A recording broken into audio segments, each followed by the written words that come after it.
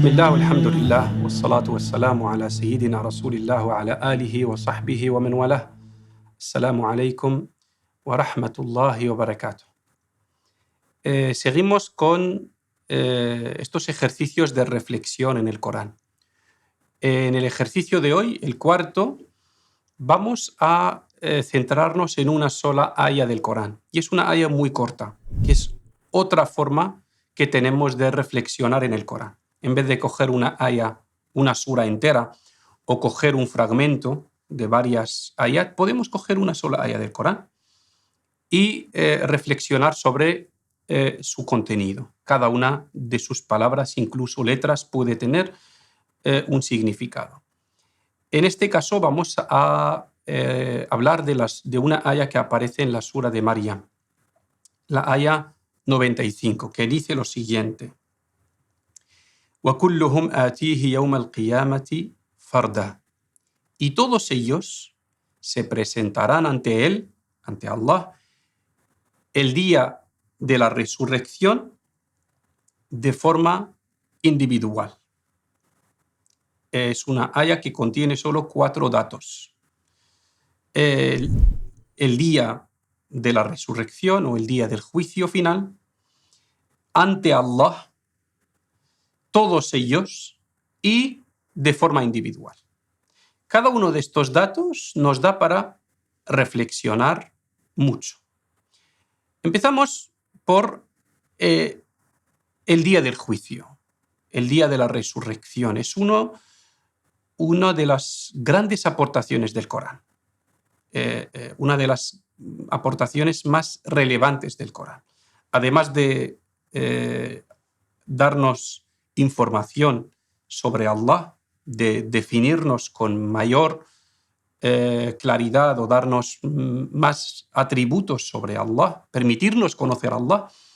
Yo creo que, en segundo lugar, lo más importante que nos aporta el Corán es este dato: la existencia de un día de juicio final, en el que todas las personas tendremos que rendir cuentas ante Allah y en el que se decidirá nuestro futuro eterno, hacia el paraíso o hacia el infierno. Esta verdad, la existencia de esto, cuando creemos firmemente en este día de juicio y en las consecuencias de este día de juicio, lo que viene después, esto nos marca todos nuestros movimientos, nuestras decisiones, nuestras emociones, todo debe estar relacionado con este día. Es el día en el que nos jugamos todo. Es el día en el que, si comparamos la eternidad, que es nuestra vida, a partir de ahí, a partir del día del juicio, empieza nuestra vida de verdad, porque empieza nuestra vida eterna. Antes, lo que vivimos antes, sea lo que sea, no es nada. No es nada. Si dividimos la eternidad por 90 años, 100 años, el resultado sigue siendo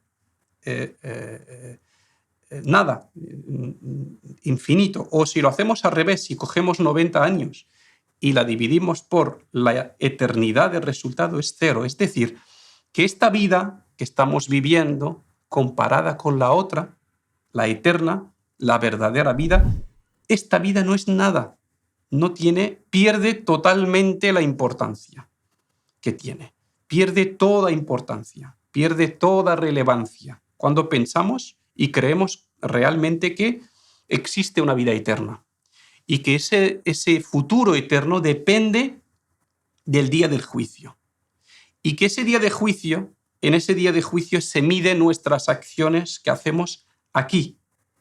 Entonces, cuando lo pensamos así, nuestra vida aquí se convierte en un terreno en el que sembramos lo que queremos cosechar ahí.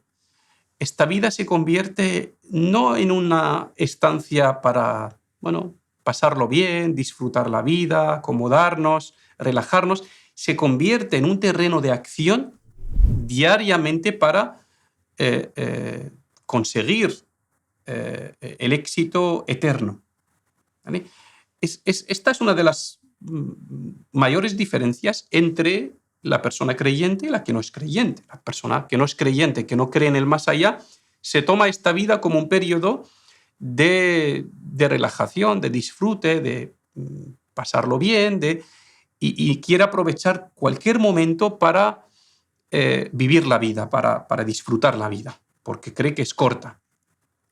El creyente que cree que existe un más allá, que existe una vida eterna, un día de juicio en el que se miden sus acciones de aquí, procura aprovechar esta vida de otra manera.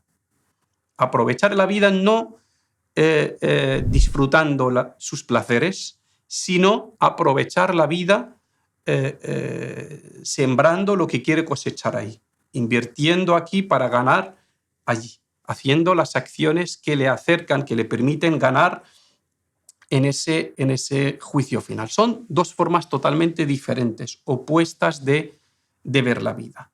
Creer firmemente en el día del juicio nos convierte en personas activas aquí, que hacen el bien, que multiplican sus acciones, que invierten cualquier momento para ganar hasanat, que les sirvan en ese día de juicio, y procuran en todo momento no hacer nada que les haga perder la otra vida. Entonces, el bien y el mal aquí son lo que me permite ganar o lo que me permite perder en esta vida.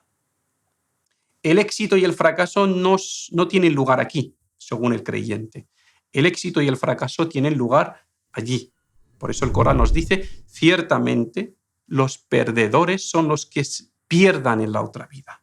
Ciertamente los perdedores son los que pierden allí. Y así podemos aplicarlo a todo. Los felices son los que ganan la felicidad eterna. Los ricos son los que ganan en ese juicio. Todos los buenos, las buenas cualidades, ¿vale? El éxito verdadero, el fracaso verdadero, la felicidad verdadera tienen lugar en ese día de juicio final. Por eso el creyente tiene que vivir pensando siempre en cómo ganar en ese juicio, en ese examen final. Y se está continuamente preparando para ese examen. Además de esto, que tiene un impacto y unas consecuencias directas en la actitud del creyente de cada día, pensar en ese día final, de juicio final, deja al creyente vivir una sensación de miedo y otra de tranquilidad. De miedo a perder en ese juicio, en ese examen, porque las consecuencias son muy graves. Es una felicidad eterna o un castigo eterno. Es decir, lo que se juega es mucho. Lo que se juega es mucho. Y por lo tanto, el examen es el más importante, el más relevante de nuestras vidas. Y cuando tienes un examen muy importante, aunque estés preparado, siempre tienes miedo. Pero por otro lado, también algo de tranquilidad, porque sabes que habrá justicia, que en este mundo no la hay, en este mundo no hay justicia. En este mundo hay mucha corrupción, hay mucha maldad. Hay personas que tienen posiciones superiores sin merecérselo y personas que ocupan posiciones inferiores sin merecérselo, de forma injusta. Pero creer que existe un día de juicio final en el que todo vuelve a ocupar su lugar adecuado, en el que se hará justicia, en el que se castiga al malo, en el que se recompensa al bueno, eso te da una sensación de tranquilidad. Cuando ves la injusticia en esta vida, dices, aquí no acaba todo. Hay una segunda parte, la más importante, que tendrá lugar en el más allá. Que una persona que pierde aquí injustamente no lo ha perdido todo. Tendrá la oportunidad de recuperar sus derechos. Que una persona que se cree que aquí ha ganado y de forma injusta, tendrá la oportunidad o tendrá la posibilidad, habrá posibilidad de que pague por sus injusticias. Este es el primer dato de esta aya. Nos habla de el día del juicio como evidencia. Y esto se repite mucho en el Corán. El Corán nos inculca una y otra vez la creencia firme en el día del juicio, como un pilar fundamental de nuestra creencia. Y además, como hemos visto en la sura del Fatiha, viene indicado en la introducción del Corán. Desde la primera página del Corán nos habla del día del juicio final, como una de las grandes aportaciones del Corán. Una aportación y un dato que tiene muchas consecuencias, que es capaz de cambiar completamente nuestra forma de vivir la vida. La vida de una persona, el día a día de una persona que cree en la existencia del más allá, no tiene nada que ver con la vida de una persona que cree que todo termina en esta vida. Lo que le entristece, lo que le preocupa, lo que le alegra a esta persona, no es lo mismo que lo que le preocupa, lo que le inquieta, lo que le entristece a esta persona. Son dos enfoques y dos modos de vida totalmente diferentes. Bien, el segundo dato que nos aporta esta aya es que ese día todas las personas se expondrán, pasarán ese examen. Todas las personas tendrán que rendir cuentas. No hay excepción. Ninguna excepción se permite ese día. Nadie, absolutamente nadie, empezando por las mejores personas, los profetas y mensajeros, llegando hasta los últimos. No hay excepciones. Aquí en esta vida siempre hay excepciones, siempre hay personas que están por encima de la ley, por tener mucho poder, reyes, presidentes de estados, por tener mucho dinero. Las personas más ricas del mundo pueden esquivar muchas veces la justicia, las personas famosas pueden esquivar la injusticia. El trato no es el mismo. Aquí no se trata de la misma manera a todas las personas. Ante Allah, todos somos iguales. Ni un blanco es mejor que un negro, ni un hombre es mejor que una mujer, ni un rico es mejor que un pobre, como dice el profeta Muhammad sallallahu alaihi wasallam. Todos somos iguales. La diferencia entre nosotros ahí se marcará por otros criterios, no por la forma de vestir, no por el color de piel, no por la nacionalidad, no por el dinero, no por el poder, sino por lo que lleva cada uno en su corazón.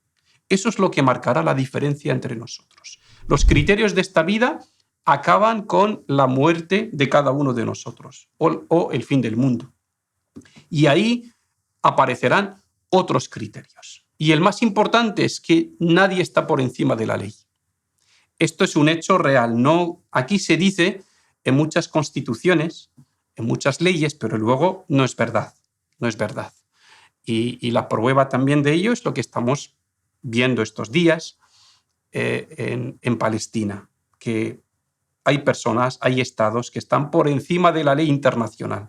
Hay una ley internacional, hay una corte internacional, hay unos y en el momento de la verdad no se aplica ni en esos niveles a nivel internacional, ni en el nivel más bajo a nivel local. En algunos sitios mejor que otros, pero este concepto en esta vida no existe. No existe una ley aplicable a todo el mundo, no existe una justicia verdadera. Eso solo existe en el más allá. En el más allá. Entonces, esta sensación de que todos nos presentaremos ante Allah es una sensación muy tranquilizante para nosotros, para los creyentes, porque ves a los corruptos y ves a los malos y ves a los injustos cómo actúan de manera totalmente incuestionable. Nadie les pregunta por lo que hacen, nadie les juzga por lo que hacen, y eso te llena de rabia, de impotencia. Lo único que te quita esa impotencia y esa rabia es pensar en esto, que ante Allah todos, absolutamente todos, rendiremos cuentas. Y quien haga como un gramo o como un grano de bien lo verá, y quien haga como un grano de mal lo verá. Entonces esto aumenta nuestra esperanza en el más allá, aumenta nuestra dependencia del más allá, nuestra creencia en el más allá, nuestra espera a ese día. Porque una vida como la nuestra, en la que no se aplica la justicia, no merece nuestro nuestra atención no merece apegarnos a ella, aferrarnos a ella, amarla. ¿Cómo puedes amar tanto una vida en la que tú vives bien, pero hay mucha gente que vive injustamente? ¿Cómo puedes disfrutar en una vida en la que más del 80% de la población mundial vive en unas condiciones infrahumanas? Eso te quita las ganas de disfrutar cuando ves que hay un porcentaje muy elevado de la población mundial que vive sin justicia, que vive sin derechos, que vive sin dignidad, que vive en sufrimiento, que vive oprimido. Te quita las ganas de disfrutar esta vida y de amarla, y convierte tu atención en el más allá. Y este es, creo que, uno de los motivos por los que Allah permite que haya esta injusticia, esta corrupción en esta vida, para no apegarnos demasiado a ella, para no amarla demasiado, para no aferrarnos mucho a esta vida, para verla como una vida de tránsito, y que nuestra atención, nuestro amor, nuestro apego, nuestro deseo vayan dirigidos al más allá. Entonces, el primer dato de esta aya es la existencia del día de juicio. El segundo dato es que todas las personas pasarán ese juicio. El tercer dato es que es ante Allah. Dice, y todos se presentarán ante Él, ante Allah, el día de la resurrección, el día del juicio, de forma individual, ante Allah. Aquí, bueno, dos cosas o tres cosas. ¿Qué efectos deja esto en nuestra vida? Saber que Allah es el que va a juzgar. Por un lado, tranquilidad, porque Allah es el infinitamente justo. No hay nadie más justo que Él. Por lo tanto, nos delegamos en Él ese juicio, y además de justo es todopoderoso, es decir, puede juzgar y aplicar esa justicia. Si decide castigar a una persona corrupta, puede ejercer ese juicio, puede aplicarlo, ¿vale? Entonces, por un lado, esta idea, este dato que nos aporta esta aya, de que Allah será el juez. Por un lado, tranquilidad, porque Allah es el justo, el absolutamente justo, y por lo tanto podemos estar tranquilos. Tanto para los malos como los buenos, sabemos que cada uno va a tener el juicio que se merece. Cada uno va a tener el juicio que se merece. Dos, esperanza de salvarnos, porque si Allah nos trata de una manera puramente justa, nadie de nosotros se salva. Estamos todos condenados al fracaso. Incluso el profeta Muhammad sallallahu alaihi wasallam dice que nadie se salvará por sus obras, y le dicen, ni siquiera tú, dice, ni siquiera yo, salvo que Allah me trate con su misericordia, porque todas nuestras obras, nuestros actos de adoración no sirven, no son válidos, no merecen ni siquiera para agradecer uno de los dones de Allah. Por lo tanto, saber que Allah es el juez también, siendo Él el misericordioso, el compasivo, el que nos ama más que nuestros padres, el que nos trata con amor, con misericordia, eso nos tranquiliza de poder ser cubiertos, incluidos en la misericordia de Allah, y que no nos trate con su extrema justicia, ¿vale? Por un lado, saber que Allah es el juez nos da tranquilidad en la justicia. Por otro lado, la justicia que no se aplica aquí, que se aplicará allá. Por otro lado, esperanza en su misericordia, en su compasión. Y por otro lado, saber que Allah es el juez en ese día tan decisivo. Allah es el que decide, Allah es el que es ese juicio que decidirá nuestro futuro eterno, y Allah es el que nos ve en todo momento y lugar. Convierte a Allah en la autoridad máxima aquí.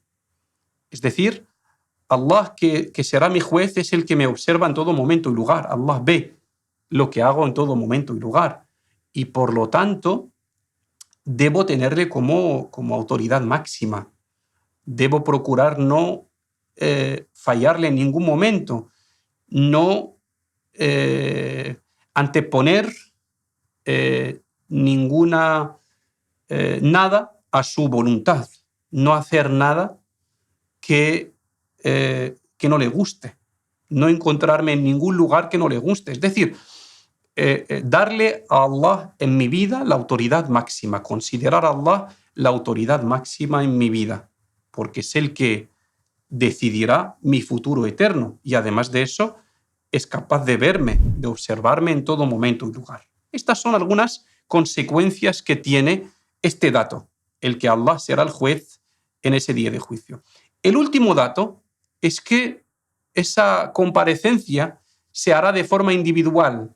Cada uno de nosotros, dice el profeta sallallahu alaihi wasallam, cada uno de vosotros comparecerá ante Allah sin intermediario y sin intérprete. Es decir, sin familia, sin abogados, sin amigos, sin nada, sin nadie. Por lo tanto, incluso el profeta sallallahu alaihi wasallam, ni siquiera él dice a su hija Fátima, le dice, ten taqwa de Allah, porque ante Allah no te podré servir de nada, ni siquiera su hija, ni siquiera la hija del profeta Muhammad sallallahu alaihi wasallam. Le dice, prepárate para ese día con taqwa, con el temor a Allah, con el amor a Allah, con las obras, con la rectitud, porque no te va a servir mi linaje, no te va a servir, no podrás decir que soy la hija de Muhammad y con eso será suficiente, no. Entonces, si ante Allah no nos podrán servir de nada ni nuestras amistades, ni nuestros familiares, ni nuestros bienes, todo esto que llena nuestra vida aquí, no nos va a servir ahí, no dejemos, es decir, no le demos a estas cosas y a estas personas más importancia que la que tienen. ¿Vale? ¿Por qué? Porque lo verdaderamente importante es lo que me sirve ese día. Y todo lo que no me sirve ese día no es tan relevante, no es tan importante. No dejemos que estas personas y estas cosas que no nos sirven en ese día nos distraigan, además. No debemos dejar que estas personas y estas cosas que nos rodean no nos distraigan. No hagamos que estas personas y estas cosas que nos rodean sean más importantes que Allah en nuestras vidas. ¿Por qué? Porque nos presentaremos solos ante Él. Nadie podrá interceder por nosotros, nadie se presentará en nuestro lugar, nadie nos defenderá, nadie, ni siquiera nuestros padres, ni siquiera nuestros padres. Otra de las consecuencias que tiene saber que nos presentaremos de forma individual es que la responsabilidad es individual. Por lo tanto, tú no eres responsable por todo lo que ocurre en tu entorno, tanto si es malo como si es bueno. Entonces, si tú ves la corrupción en tu entorno, la maldad en tu entorno, tú no puedes decir, bueno, pues esto lo hace todo el mundo, yo seguiré lo que hace la mayoría. No, eso no te va a servir porque la comparecencia ante Allah, el juicio, va a ser individual. Cada uno tendrá que rendir cuentas y asumir la responsabilidad por sus hechos de forma individual. Y hay mucho que decir sobre estos 4 datos que nos aporta esta aya tan resumida y tan corta. Pero, bueno, por cuestión de tiempo lo vamos a dejar aquí. La conclusión aquí es que vivamos pensando siempre en ese día de juicio final, en el que compareceremos ante Allah, en el que se medirán nuestras obras, en el que nadie podrá comparecer o interceder por nosotros, y que esa preparación se hace procurando estar siempre donde Allah quiere que estemos y anteponer sus instrucciones, sus mandamientos, sus normas a cualquier otra cosa, y también midiendo nosotros mismos, haciendo una autoevaluación continua de nuestras obras, de lo que hacemos, siguiendo el consejo que nos deja Umar ibn al-Khattab, en el que dice, evaluad vuestras obras, pesad vuestras obras antes de que os sean pesadas. En esta vida tenemos la oportunidad de autoevaluarnos, de rectificar, de cambiar, pero allí no habrá posibilidad de rectificar. Este verso lo resume todo de una manera perfecta, con una armonía que te empuja a actuar y a prepararte de manera práctica para ese día y a priorizar, a saber priorizar, a hacer un orden correcto de las prioridades aquí. Lo importante, lo relevante, lo prioritario es lo que te sirve en ese día de juicio y te ayuda a salvarte. Todo lo demás no es prioritario y puede estar en un segundo o tercer lugar. Barakallahu fikum, wassalamu alaikum wa rahmatullahi wa barakatuh.